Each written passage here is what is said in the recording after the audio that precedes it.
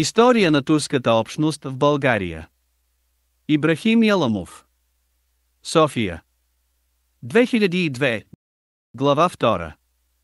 Консолидация на турското малцинство. 2. Възникване на религиозни и културни институции. Променените условия след трансформирането на турското население в етническо малцинство, обективната потребност от съхраняване и развитие на собствената идентичност подтикнали тази общност към обособяване и създаване на свои организации, религиозни и културни институции. Политиката на българските правителства в повечето случаи пряко или косвено спомагала за подобно развитие. Основната задача на специфичните организации и институции била възстановяването на културното наследство и неговото по-нататъшно развитие съобразно потребностите на епохата. Успешното решаване на такъв сложен проблем изисквало поддържане на регулярни връзки както с турската култура, която се развивала в Анадола, така и с новата българска култура. След освобождението Нова България започнала да се адаптира към европейската цивилизация. При формирането на културните си институции и изграждането на образователната си система тя изпитвала влиянието не само на Русия, но и на Европа. Съществено се променил градският живот. Въведени били нов календар и европейската часова система, която не съвпадала с турската. По законов ред била определена долната възрастова граница за встъпване в брак и по такъв начин била нарушена мюсюлманската традиция. Приспособяването на турското население към новата политическа, икономическа и културна среда до голяма степен зависело от изграждането на подходящи институции и от тяхната дейност. Една от основните форми на самоорганизирането на турското малцинство била осъществена на базата на мюсюлманското изповедание. То, както и неговата институционална система, обхващало не само турското население, а и останалите мюсюлмани в страната. Повечето от институциите на мюсюлманското изповедание възникнали още в османския период. Според проучванията на Екрем Айверди от османския период останали 2356 джамии и мешчиди, 174 текета и завиета, 142 медресета, 400 вакъфа и други. В населените места, където живеели мюсюлмани, обособено или заедно с друго население, съществували религиозни изповедни общини, джемати ислямие, които избирали свои настоятелства. В околийски и окръжни центрове функционирали мюфтийства. Наистина по време на войната тази система до голяма степен била разрушена и дезорганизирана. Много култови сгради се използвали от властите не по предназначение, а били превърнати в складове, казарми и други. След военните години обаче част от тях били възстановени и приспособени към новите потребности. Мюсюлманските религиозни институции функционирали в княжеството вече на базата на Търновската конституция, а в източна Румелия – на органическия устав. Те започнали да се превръщат в щогодестройна система след утвърждаването на 15 септември 1895 г. с княжески указ на временни правила за духовно управление на мюсюлманите. Преди това, в продължение на 15 години, религиозните институции се ръководели от временни правила за духовно управление на християните, на мюсюлманите и на евреите. Те обаче имали ограничен характер. В тях били определени районите на мюфтийствата, въвеждал се принципът на изборност на настоятелствата и на мюфтиите, определяли се източниците на приходите и начинът на тяхното изразходване. Въз основа на този документ през август 1880 г. мюсюлманите избрали мюфтии в 10-те района на страната.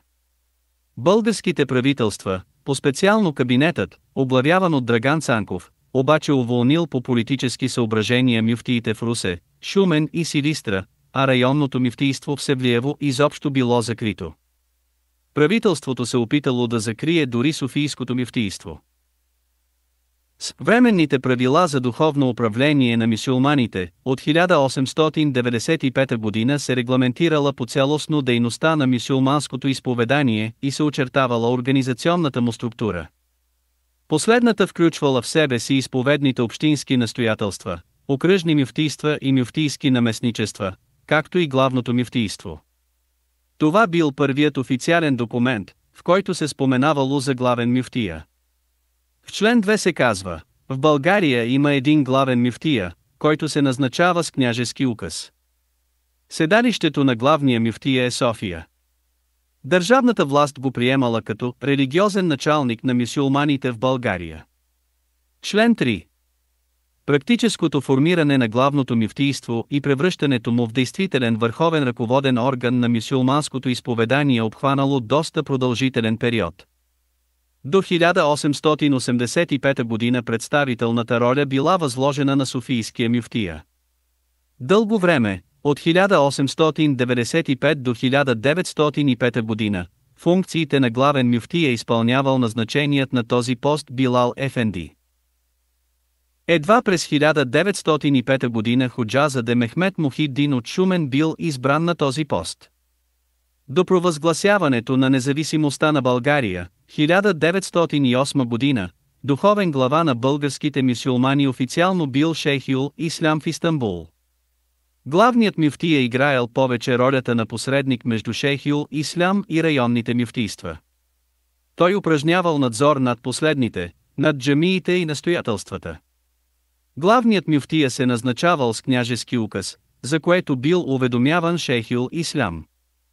Районните мюфтии се избирали от мюсюлманите, като изборът им се утвърждавал с княжески указ, заплатите на мюфтиите се осигурявали от държавния бюджет. Отделно главно мюфтийство имало и в източна Румелия. Освен че ръководел духовната дейност, главният мюфтия активно участвал и в политическото управление на областта. Той бил член на областното събрание. След съединението румелийското мюфтийство било включено в системата на главното мюфтийство в София като едно от районните мюфтийства. През това време в България съществували 12 мюфтийства и 25 мюфтийски наместничества, които се занимавали не само с духовна дейност.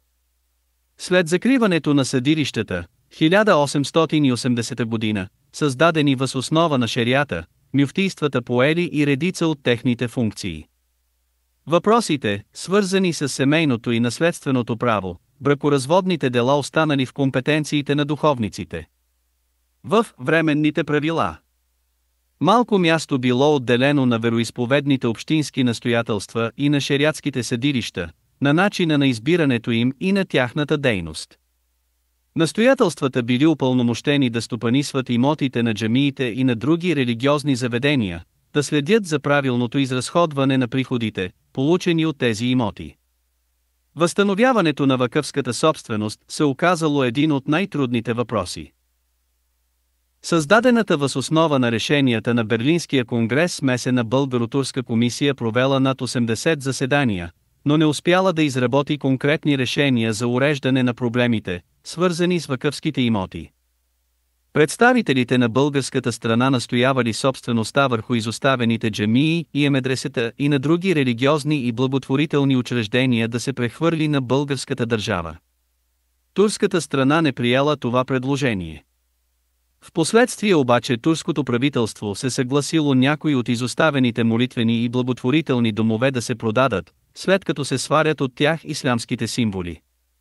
Една немалка част от вакъфските имоти била отнета чрез новите градоустройствени планове. Сградите били разрушени, а парцелите им били предоставени за строителство на пътища, площади или нови обществени сгради.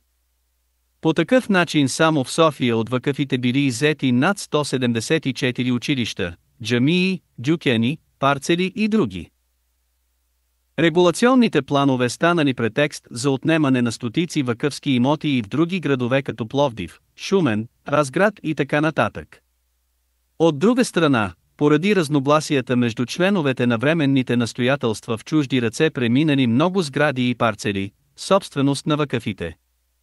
Следователно с временните правила, била създадена една своеобразна система за управление на религиозната общност на мюсюлманите. Тя не съответствала напълно на провъзгласения от Берлинския конгрес и от Търновската конституция принцип за самоуправление. На практика изповеданието се направлявало главно от българските държавни органи и отчасти от Шейхюл Ислям. Намесата на българската държава накърнявала автономията мюсюлманската общност. Независимо от това обаче мюсюлманските религиозни институции изиграли немалка роля в социалния и културния живот на турското малцинство. Сред културните институции на турското малцинство важно място заемали учебните заведения. По време на танзимата и особено през втората половина на 19 век, когато Емидхат Паша станал управител на Русенския вилаят, област, училищната мрежа била разширена значително. В османския период съществували главно два вида училища. 36 началните училища се наричали Емектеп, Емектеп-хане или Сабиен. По българските земи съществували стотици такива училища. По сведения на Евлия Челеби само в Силистра имало 40, а в Никопол 20 начални училища. По своя характер те приличали на килийните училища. След приемането на училищния правилник, 1869 година, и специалното окръжно, 1875 година, били предприети опити за преустройство на образователната система в духа на танзиматските реформи. В тези документи се предвиждало въвеждането на класната система, използването на единни учебници, на учебни помагала и нагледни средства. Тази реформа обаче не била доведена до край.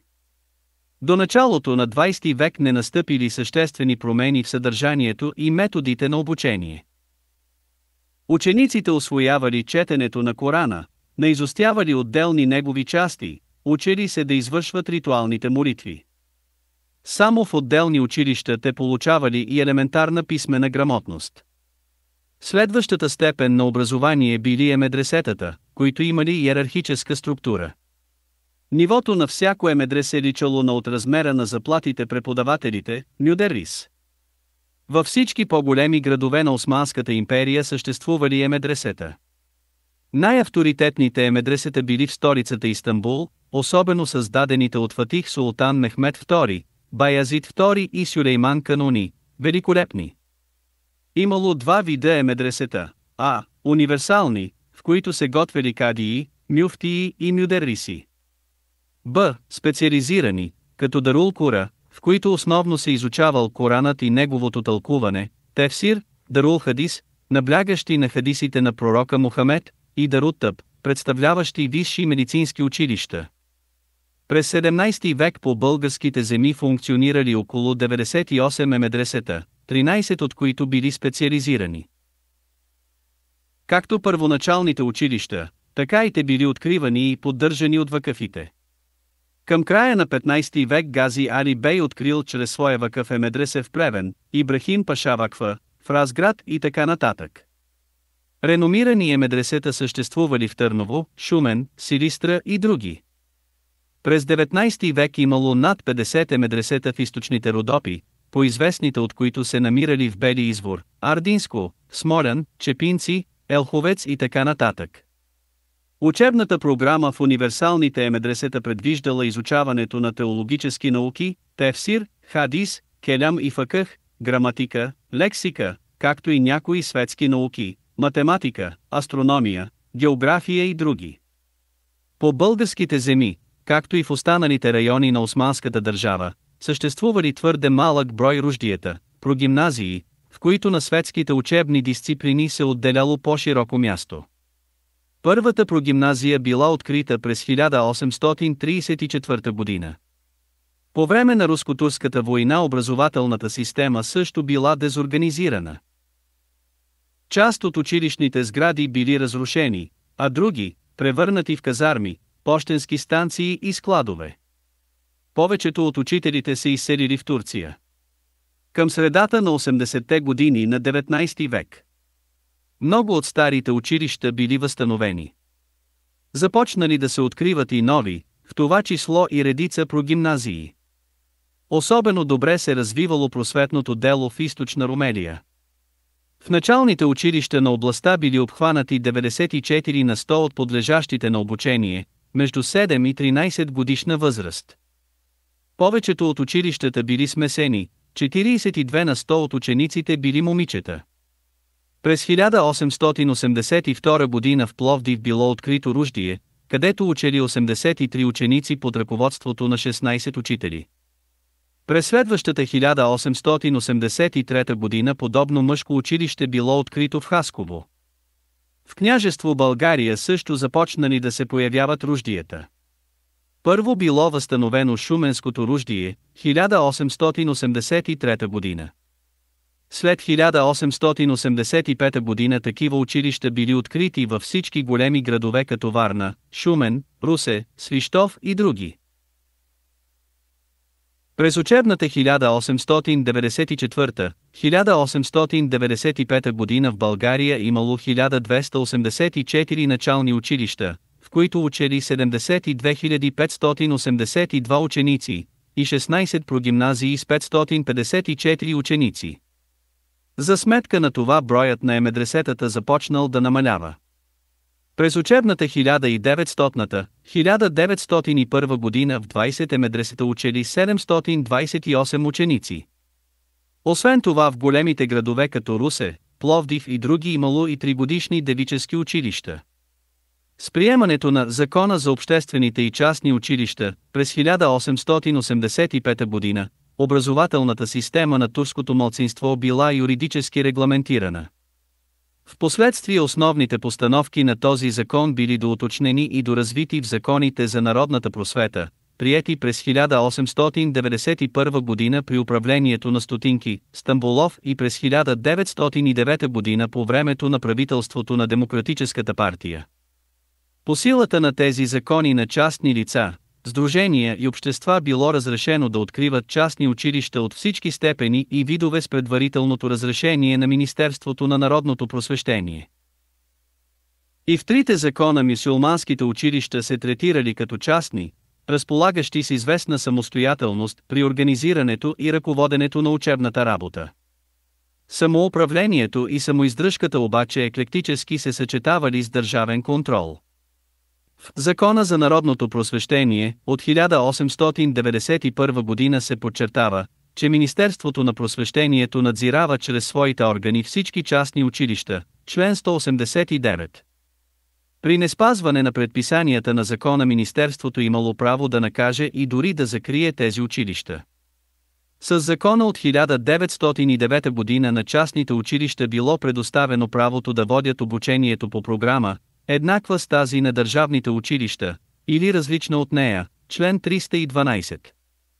До края на ХХ век обучението в частните турски училища се водело по старата система, която не съответствала на новите потребности.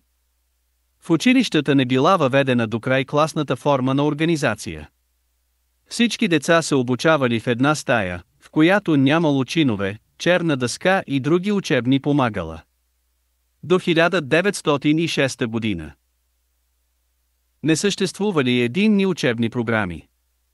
Изборът на учебни предмети и на учебници се предоставял на учителите. В повечето случаи рационалните предмети се подценявали. Децата в началните училища обикновено усвоявали четенето на арабица, но не получавали елементарна грамотност по писане, не умеели да смятат. Дори в първите прогимназии не се прилагали последователно изискванията на педагогическата наука. През първите десетилетия се чувствал голям недостиг от подготвени учителски кадри. За преподаватели се назначавали завършилите медресетата и прогимназиите, които не получавали необходимата педагогическа подготовка и нужната по закона правоспособност и рядко се явявали на изпит, за да я придобият. В началото на 20 век сред побудното турско население в градовете започнала да си пробива път идеята за обновяване на образователната система, като се разшири изучаването на светските учебни предмети. На тази идея обаче се противопоставили по консервативните учители и ходжи. Така започнала борба между привържениците и противниците на обновлението. Мнозинството от училищните настоятелства, особено в селата, застанали на страната на консерваторите. Процесът на преустройството на образователната система протичал бавно. Въпреки това новото си пробивало път. В редица градове и села постепенно била въведена класната система, началните училища били с 3 класа, а руждиетата с 3-4 класа. Учениците вече седели на чинове, а не на рогоски. В някои райони учителите от съседни градове и села предприели опити съставят учебни програми за началните колективно до училища. На втория конгрес на Съюза на учителите мюсюлмани, състоял се през 1907 година в Русе, бил обсъден въпросът за единни учебни програми и учебници. При преустройството на образователната система се използвал главно опитът на прогимназиите. Сред самите учители вече имало мнозина завършили руждие. В повечето начални училища, както в прогимназиите, обучението се провеждало по седмични програми и се използвала урочната форма. Заедно с четмото учениците усвоявали и писмото. В учебните планове се отделяло по голямо място на светските учебни предмети. В началните училища заедно с Корана и ислямското вероучение се учили аритметика, естествознание, рисуване, пеене и други. В последните класове децата се запознавали с науките история и география. В прогимназиалния курс, особено там, където обучението продължавало 4 години, относителният дял на светските учебни предмети нараствал. Аритметика, цивилизация, български и френски език били застъпени във всички класове. Естествознанието било диференцирано.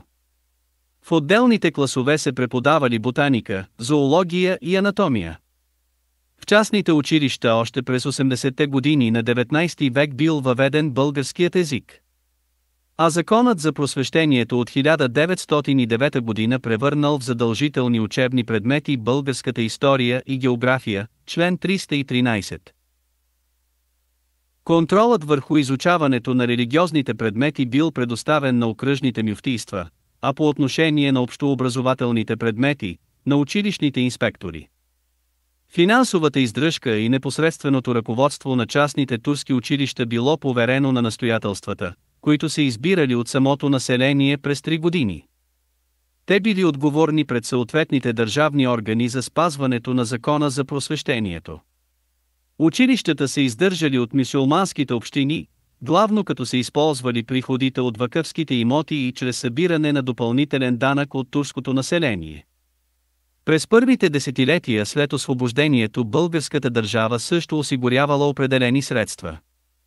Статутът на учебните заведения, третирането им като частни училища пораждало много сериозни проблеми. Материалните им възможности били силно ограничени.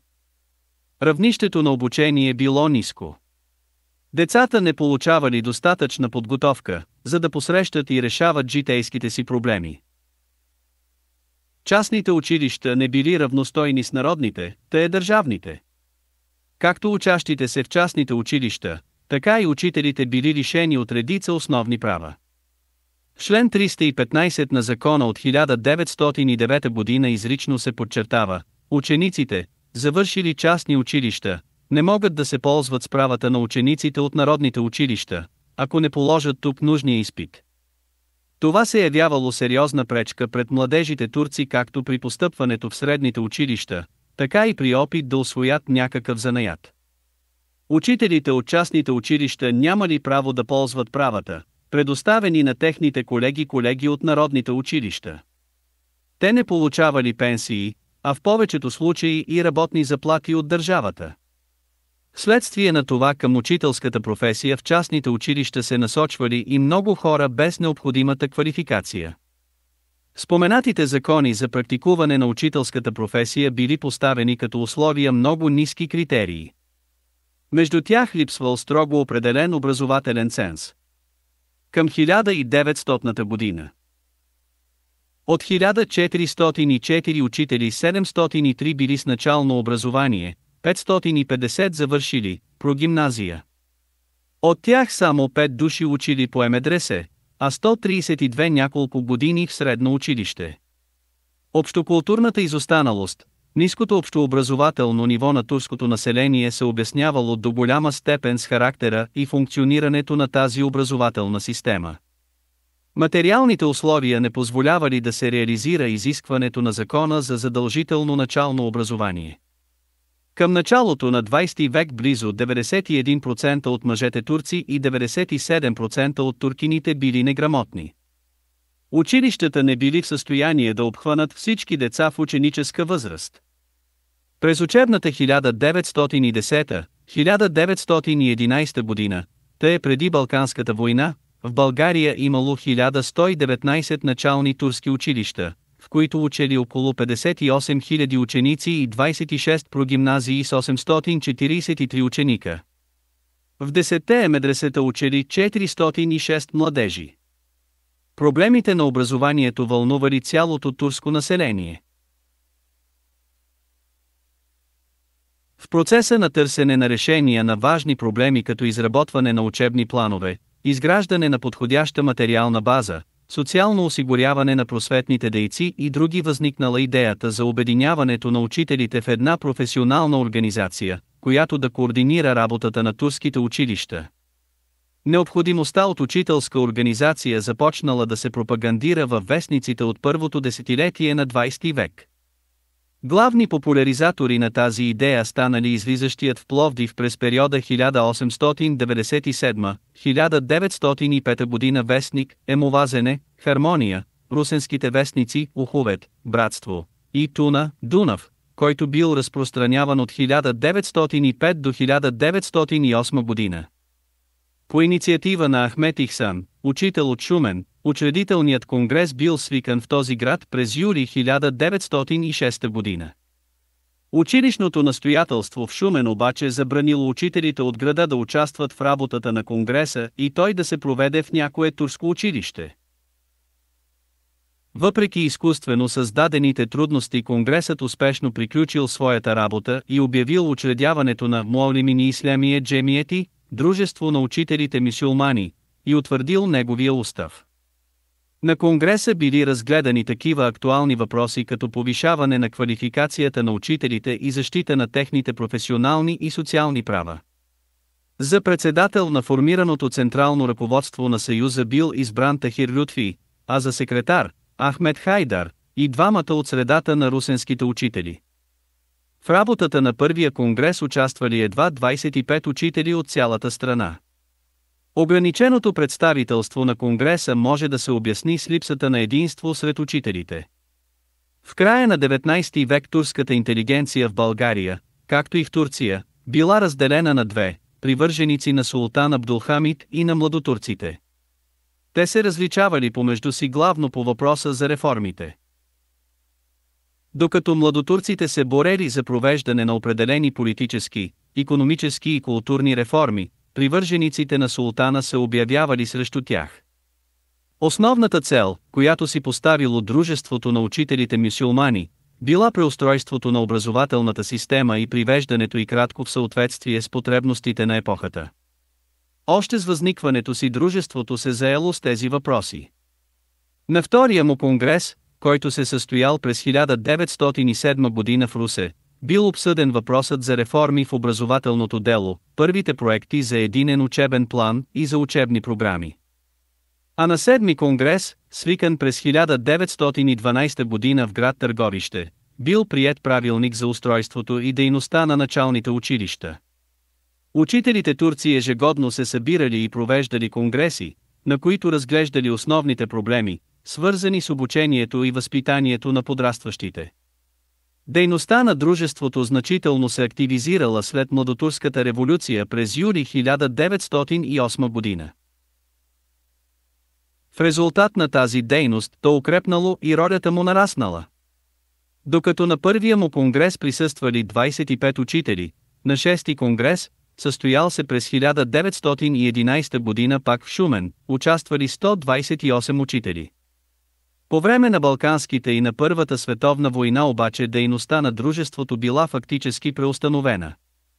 През периода от 1915 година до 1919 година не са свиквани конгреси. В развитието на културно-просветната дейност важна роля изиграл печатът на турски език. Неговата история е доста богата. На територията на България печатът на турски език възникнал още в османския период и по-специално през някои от по-големите някои от втората половина на 19 век, когато градове на империята били създадени печатници. Една от тях се намирала в Русе. По време на губернаторството на Емидхат Паша в Русенския район били експериментирани някои от реформаторските начинания на лидера на новоосманците. През периода от 1865 до 1877 година. Тук се издавал вестник Туна, Дунав, считан за първия турски вестник на Балканите. Вестникът популяризирал схващанията на новоосманците за конституционна монархия и за умерени социални, административни и културни реформи. През 1867 година започнал да излиза вестник Емеджри Ефкар, поток на мисълта, а през 1875 година вестник Дюнеш Люсорей, Слънце, издание на турски и френски език. След създаването на Третата българска държава турският печат не само не затихнал, но значително се активизирал. Според най-изчерпателната досега библиография на Тюркер Аджароглу за времето от 1865 година до 1985 година в България били издавани 173 вестника и списания на турски език. 50 някои от тях отразявали позициите на определени политически партии. Така например излизащият в Русе през периода от ноември 1894 до края на 1895 година вестник Себат, постоянство, отстоявал политическата линия на либералната партия и подлагал на критика политическата практика на правителството на Народната партия. Значително по-късно през 1910 година Българската работническа социал-демократическа партия, БРСДП, ТС, започнала да издава и на турски език вестник Тютюноработник, Тютюнджу Амаре газете си, чрез който се опитвала да разпространява социалистически идеи сред работниците турци. Още през 1879 година започнал да излиза и на турски език държавен вестник. В края на 19 век и през първото десетилетие на 20 век, турските вестници, издавани в България, се групирали главно около две направления, характерни за турския политически живот по онова време – просултанско, проабдулхамидовско и младотурско. Подобно разделение се обуславяло от обективното положение в Турция, където било подето движение за сваляне на абсолютната монархия и деспотичния режим на Абдулхамид.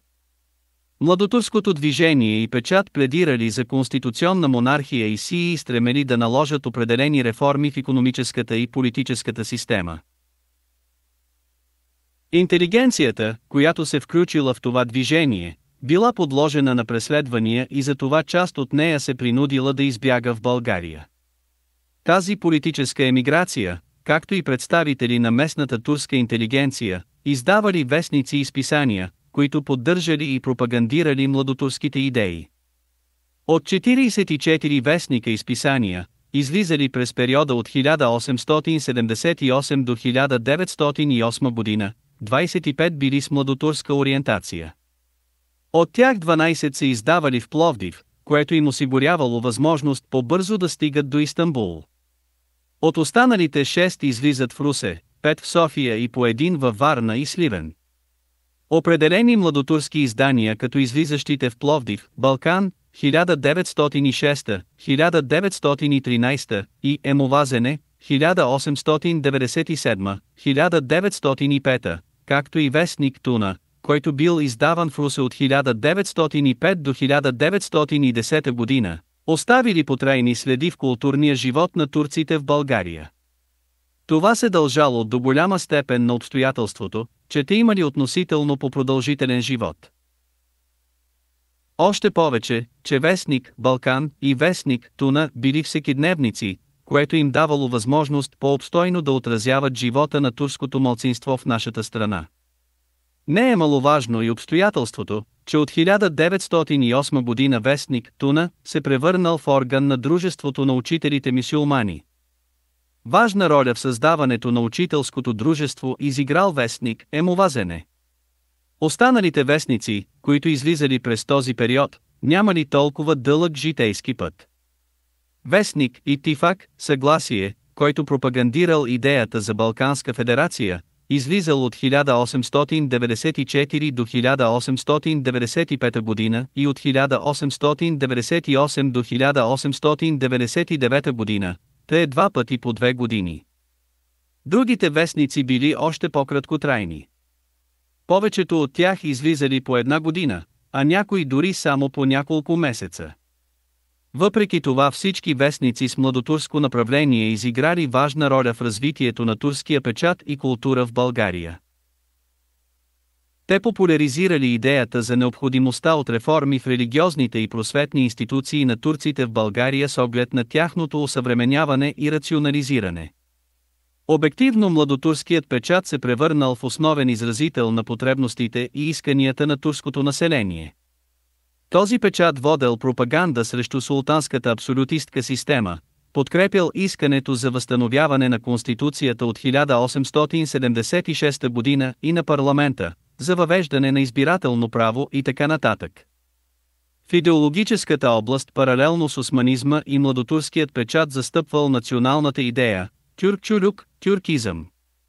С оглед укрепване на националното самосъзнание той популяризирал необходимостта от активизиране на културно-просветната дейност сред турското малцинство. Мнозинството от останалите турски вестници се жари към просултанска ориентация. Между тях се открояват пловдивските издания Бедрака и Селемет, Пътеводител на спасението, 1896-1897, Хилял, Полумесец, 1883, 1885 и Тихади Ислям, Ислямско единство, 1908, 1909 и други. В своите публикации те защитавали не само теократичната държавна система, но и абсолютната монархия режима на Абдулхамид. Вестниците от това направление полагали системни усилия, за да държат настрани турското население от широко проникващата в България европейска цивилизация. Балканските войни са отразили твърде неблагоприятно върху турския печат в България. В навечерието и по време на войните съществували само няколко вестника, между които Балкан, 1906-1920, който излизал от начало в Пловдив, а след 1913, София, и Акшам Хаберлери, вечерни новини, 1913. През военните години се издавали двата вестника Тунджа, 1913-1915 и неговият приемник Тюрк Седаса, турски отзвук, който просъществувал от 1915 до 1919 година. Редакторът на Балкан, Едхем Рухи издавал през 1916-1918 година седмичното списание Ресимли Балкан, Илюструван Балкан, което било едно от първите илюструвани публицистични издания в историята на турския печат в нашата страна. Едхем Рухи си поставил за задача да предложи списание, което да отразява състоянието и развитието на турската обществена мисъл. Той се изявявал като активен и подготвен журналист и просветен деец. По-късно за определен период Едхем Рухи сътрудничил в турското издание на Безана съвестник Чифчи Билгиси, Земеделско съзнание. В продължение на няколко години заемал длъжността инспектор за турските училища в Министерството на просветата. Под неговото ръководство, Балкан, по своето съдържание и оформление достигнал добро равнище и изиграл важна роля в понататъчното развитие на турския печат в България. Турското население не участвало пълноценно в обществено-политическия живот. Направени били отделни опити за създаване на обществени и професионални организации. През 1911 година в София бил основан Иттифака Ислемие, Ислямски съюз, който имал характер на обществена организация. Подобно сдружение действало и в Русе. В някои райони съществували групи на съюза, в които членували по 6 души. Основната цел на съюза била съхраняване на материалните и духовни ценности на мюсюлманите, защита на социалните им права. В някои райони турските работници се опитали да организират отделни профсъюзи. В Пловдив през 1907 година бил основан профсъюз на кожарските работници и на серачите турци. В повечето случаи обаче работниците турци се включвали в българските профсъюзи, действащи в съответните предприятия. В Общия работнически синдикален съюз, ОРСС, през 1910 година членували около 785 работници турци. Повечето от тях се включили в профсъюзите на тютюноработниците и на текстилните работници. Те участвали в някои акции, организирани от професионалните съюзи, които целели извоюване на по-добри условия за работа и живот. През този период турското малцинство не създало свои политически партии, затова в изборите участвало чрез общо българските формации. Политическите му предпочитания, особено до Първата световна война, не били мотивирани от идейни съображения или от социална принадлежност. Наистина, либералните и демократичните партии имали относително по-голямо влияние сред турското население. Значителната част от депутатите турци били избрани с листата на либералната партия и по-специално на каравеловистите след нейното разцепление. Например, с листата на либералите в Айонс били избрани 15 народни представители, а в четвърти онс депутати, каравеловисти били 17 души турци. В някои парламенти турци попадали и с листата на консервативната партия. В онс техният брой бил 13. Политическите партии предпочитали да включат в своите листи кандидати турци, а в определени избирателни райони дори ги поставяли начело на листите. Чрез тях те лесно манипулирали турските избиратели и си осигурявали повече мандати. Важна роля в ориентацията на турското население обаче играела политиката и предизборните обещания на партиите по отношение на неговите проблеми. От историческите документи става ясно, че турското население през този период в една или друга степен било представено както в местните, така и в централните органи на управление. В районите, в които то живеело компактно, имало доста членове на общинските управи. По времето, когато Драган Цанков ръководел Министерството на вътрешните работи, 20 турци били помощник областни управители. В Народното събрание винаги имало народни представители турци. Във втори онс техният брой бил 17. В следващите онс този брой варирал между 9 до 15 души. В шести онс през 1890 година. Когато на власт бил Стефан Стамболов, имало 9 народни представители турци, а в 10 онс през 1899 година, 10, в 12 онс през 1902 година, 12, в 15 онс през 1911 година, 11. Турското население било представено и във Великите народни събрания, ВНС. В първото ВНС, 1879 година, участвали 27, а в петото, 19 народни представители мюсюлмани. Подобно представителство не отговаряло на реалния дял на турското малцинство в етническата и религиозната структура на населението. В първите десетилетия след възстановяването на Третата българска държава турците представлявали 26,3 на 100, а в началото на 20 век – 14,2 на 100 от населението, докато делът на техните представители в парламента не надминавал 7-8 на 100 от всички депутати. Главна пречка за по-ефективното участие в законодателната власт в първите години била липсата на необходимия ценз, грамотност на официалния език, който през този период владеели само отделни лица от интелигенцията. Освен това в изборите за първото и второто онс не било допуснато издигане на кандидатури на духовници за народни представители. Главно поради тази причина били касирани по 3 депутати, избрани в първото и третото онс. По-късно в парламента попадали и мюфтии, учители и лекари. Избраните народни представители не се ангажирали активно с защитата на интересите на своите избиратели.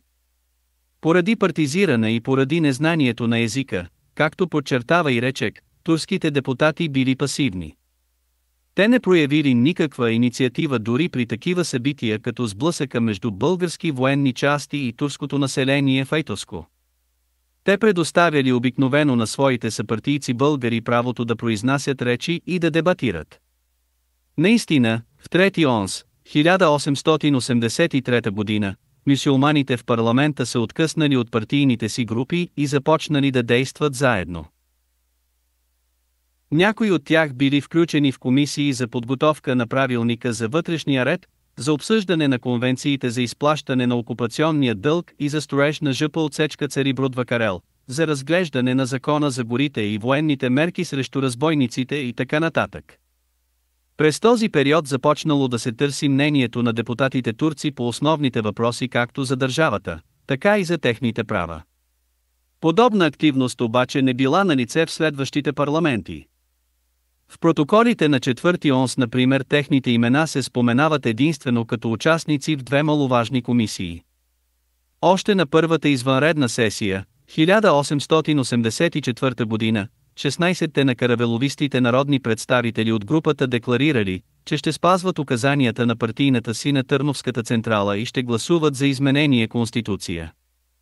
В същото време те гласували за касиране избора на няколко депутати турци от парламентарната група на цанковистите.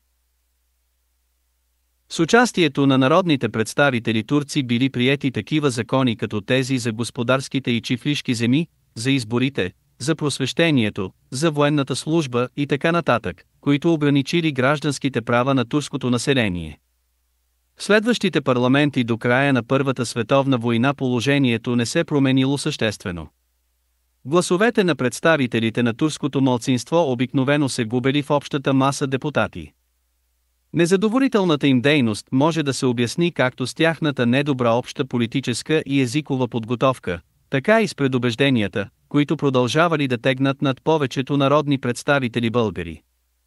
Вследствие на това тяхното присъствие във висшия законодателен орган в повечето случаи имало формален характер. След обявяването на независимостта на България, 1908 година, процесът на консолидирането на турското етническо малцинство навлязал в последния си етап, което внесло съществени промени в неговия културен, политически и социален живот. От гледна точка на международното право това означавало окончателно отделяне на българската държава от Османската империя. Необходимите обективни условия за това били подготвени от хода на развитието на България след Руско-турската война и от Младотурската революция, 1908 година. Последната, възстановявайки Конституцията, нанесла силен удар върху султанския абсолютизъм. Било обявено равенство между поданиците, принадлежащи към различни националности. Поради редица обективни причини обаче революцията не успяла да изпълни до край историческата си мисия. Тя не решила националния въпрос. Отношенията между България и Високата порта се обтегнали. Възползвайки обстоятелството, че българският представител в Цариград не бил поканен на официален прием, на 22 септември 1908 година Фердинанд обявил независимостта на България. След този акт турското население се оказало в нова ситуация. То окончателно се откъснало от турската държава. Юридически неговият статут се дооформил с новите споразумения, които били сключени между независимата българска държава и Османската империя. За да легализира независимостта си, България трябвало да получи съгласието както на великите сили, подписали Берлинския договор, така и на Високата порта. Затова през 1909 година в Цариград били подписани турско-български протокол и съглашение по мюфтийския въпрос. Понеже спорът между двете страни бил сведен главно до искането на Високата порта да и кратко се изплатят обезщетения, с Цариградския протокол били уредени преди всичко финансовите проблеми. Член 2 обаче засягал и положението на мюсюлманската общност, на българските граждани мюсюлмани и турци. По-специално в него се декларирало, че те ще продължават да се ползват със същите граждански и политически права, както жителите, принадлежащи към други изповедания. На мюсюлманите се обещавала свобода и публично упражняване на вярата, заедно с това се разрешавало името на султана като халиф да се споменава в публичните молитви на мюсюлманите. По такъв начин се утвърждавало духовното лидерство на султана над българските мюсюлмани. Основните принципи на устройство и управление на мюсюлманското изповедание се уреждали с съглашението по мюфтийския въпрос, което по силата на споменатия член 2 било неделима част от турско-българския протокол. В него били формулирани основните правила на организация и функциониране на ръководните структури на мюсюлманското изповедание. Били определени функциите на главния мюфтия и уредени неговите взаимоотношения както с шейхул ислям, така и с българските държавни органи. Параграф 1 провъзгласявал: един главен мюфтия със седалище в София служи за посредник между мюфтиите в България в отношенията им с шейхул исляма, по религиозните и гражданските въпроси, зависещи от шериата, и с Българското министерство на изповеданията. Както личи, По религиозните и религиозно-правните въпроси главният мюфтия се ръководел от фетвите, меншуре, постановления по религиозни въпроси, на шейхил исляма, а по административните въпроси, от Българското министерство на изповеданията. Той се избирал от районните мюфтии и по предложение на Българското министерство на външните работи и изповеданията получавал специални грамоти, меншуре и мюраселе, от шейхил исляма, даващи му право да упражнява функциите си. В параграфите 5 и 6 били посочени основните правомощия на главния мюфтия. В духа на шерията той давал наставления на районните мюфтии по въпросите на семейното и наследственото право, контролирал стопанисването на вакъфските имоти и целесъобразното използване на получените от тях доходи. На него и на районните мюфтии било предоставено правото да дават разпореждане за откриване и реинспектиране на мюсюлманските училища и техните настоятелства. Районните мюфтии се подбирали по доста демократичен начин. По силата на параграф 2, те се избирали от мюсюлманите, имащи избирателни права.